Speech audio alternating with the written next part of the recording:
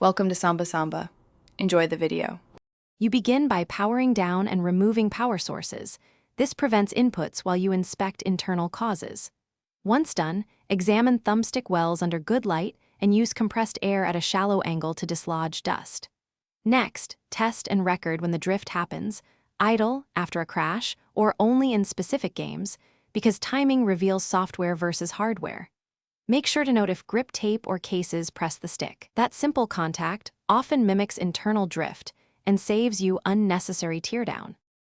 You now open the shell carefully, using Torx T8 and a small Phillips, keeping screws labeled by location to ensure correct reassembly. Once open, remove the battery and any PCB shields to access the analog modules. Apply 90% isopropyl with a low-volume spray or cotton swab, never flood the board, and rotate each stick through its full range while wiping to lift grime. Inspect solder joints and ribbon cables for looseness. A cracked joint or pinched cable can cause intermittent drift and must be reseated. You finish by replacing the analog potentiometer or Hall effect sensor module if cleaning didn't stop the movement.